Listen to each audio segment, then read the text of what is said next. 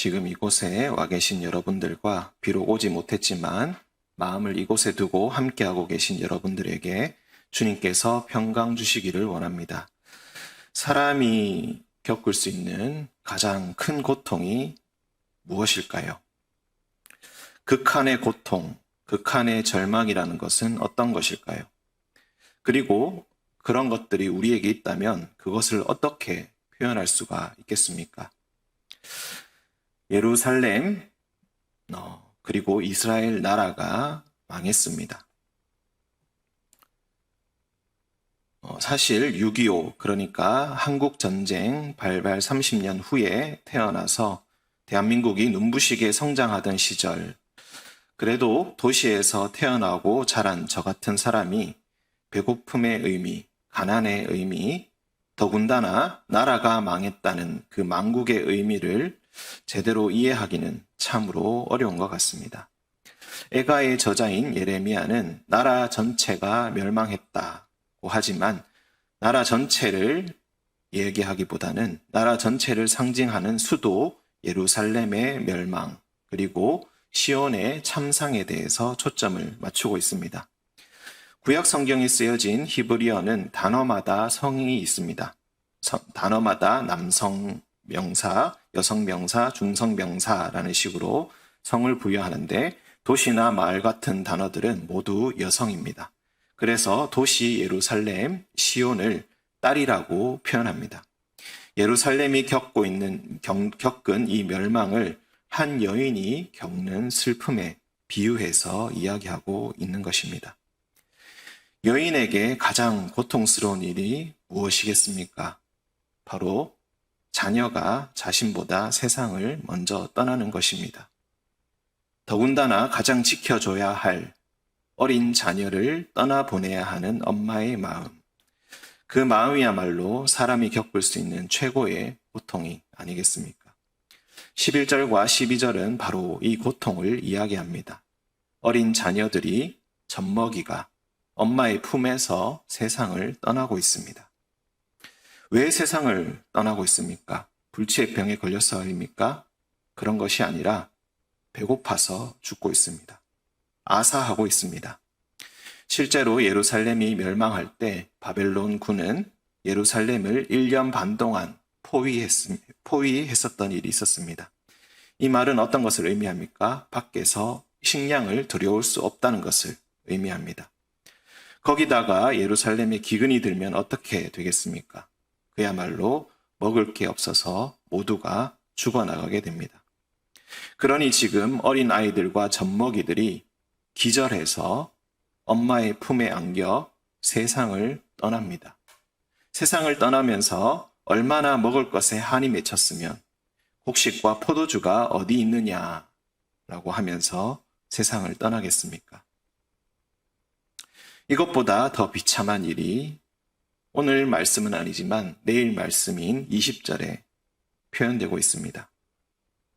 여인들이 어찌하여 자기 열매, 곧 그들이 낳은 아이를 먹을 수 있습니까? 라는 끔찍한 표현입니다. 오늘 우리는 이 여인의 입장이 되어서 말씀을 한번 묵상해 보도록 하겠습니다.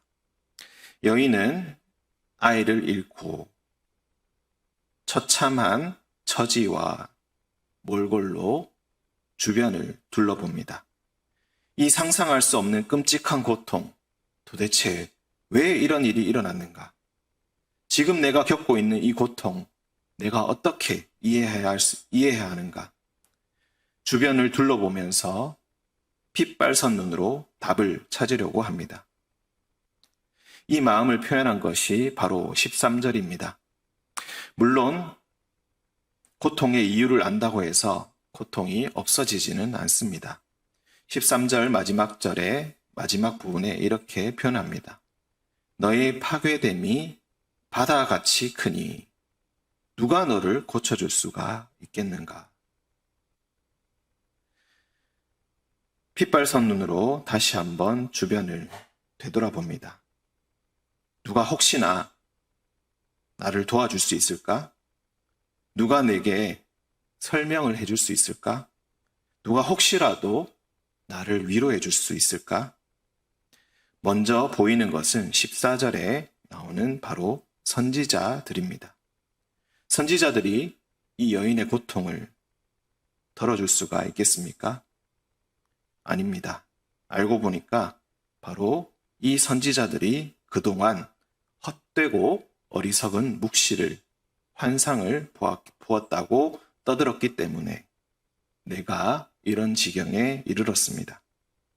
이미 나라의 망조가 들고 부정부패가 판을 치고 누가 봐도 나라가 멸망할 게 뻔해 보이는 그런 상황에서 선지자들이 잘못된 것은 잘못되었다고 그 죄악을 드러내야 하는데 그렇지 아니하고 돈 있고 힘 있는 사람들 편에 서서 환상을 보았니?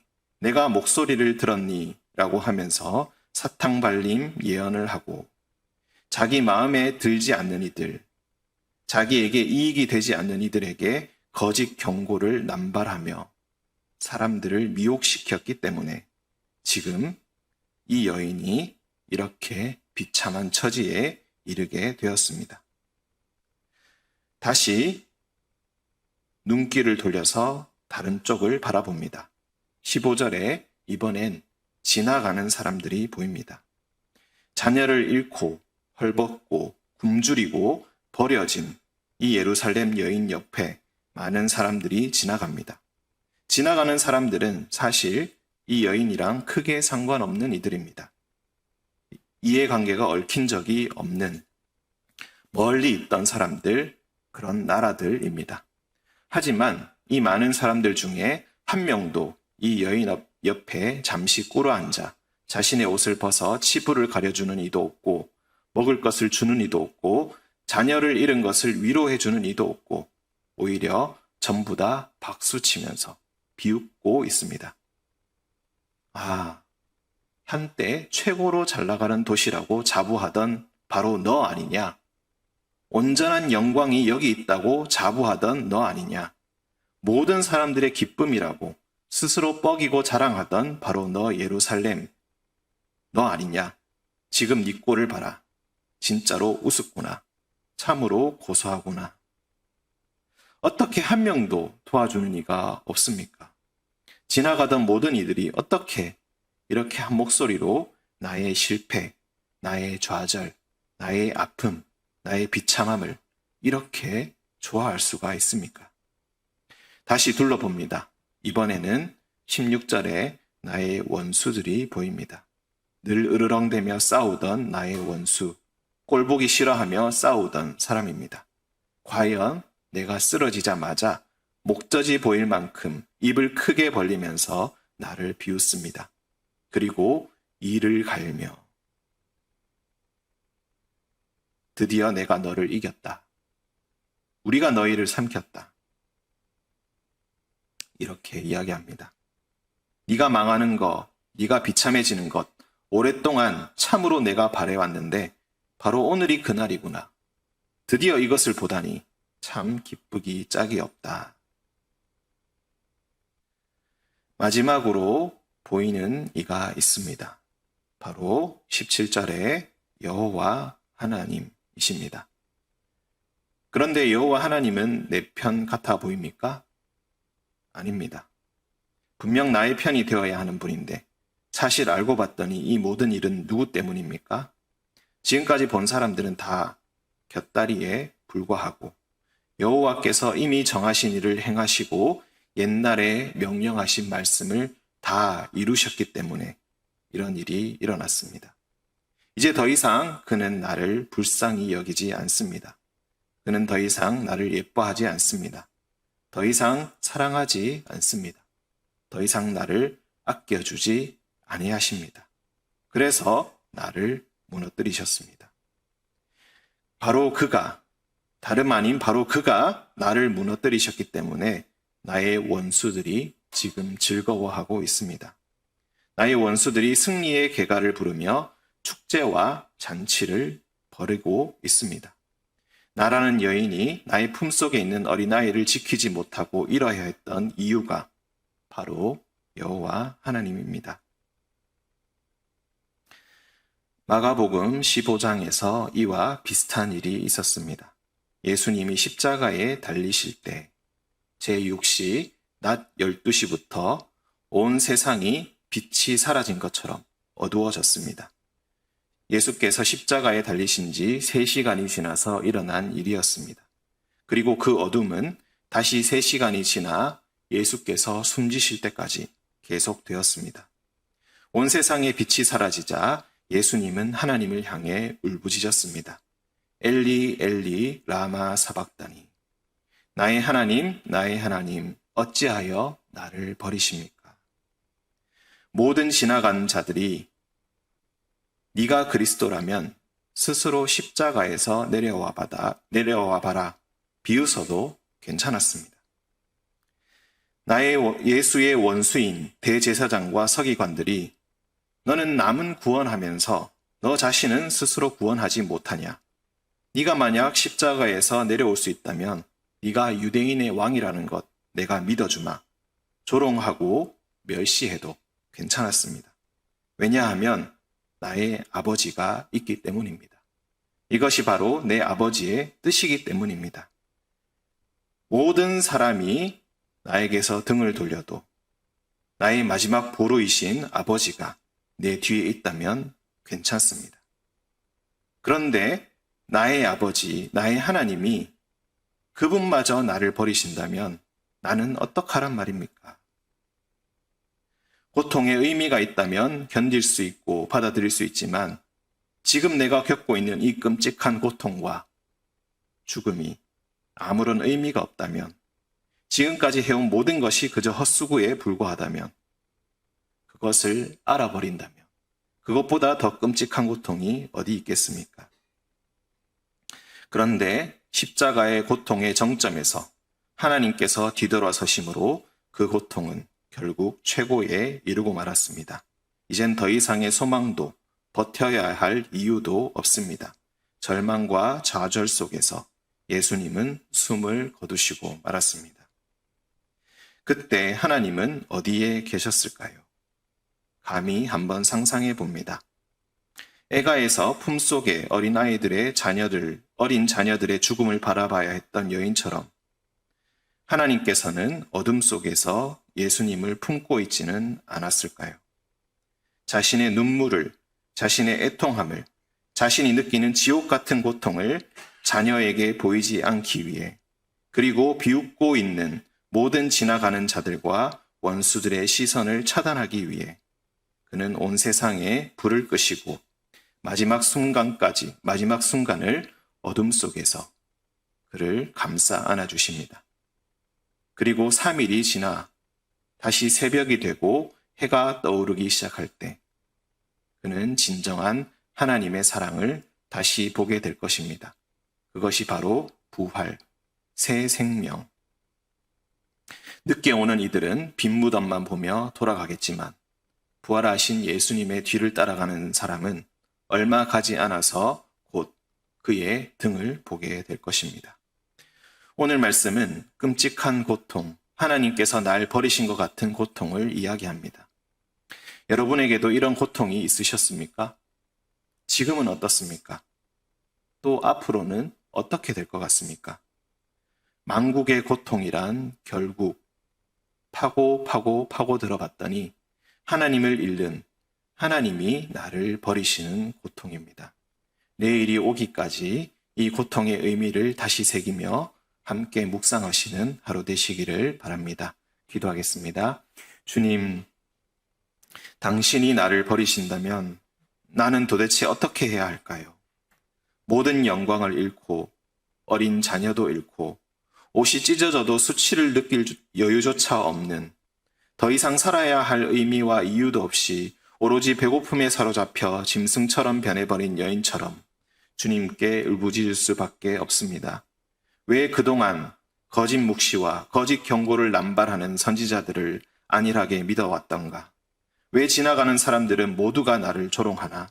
원수들은 자신이 나를 꺾었다고, 너 이렇게 될 줄 알았다고 뻐기지만 분노를 느낄 힘조차 없는 이 상황에서 여호와 하나님, 이미 모든 일을 정해놓으신 주님, 이미 말씀을 통해 그동안 알려주셨는데 그동안 왜 나는 그 말씀을 한 번도 제대로 듣지 않았던가?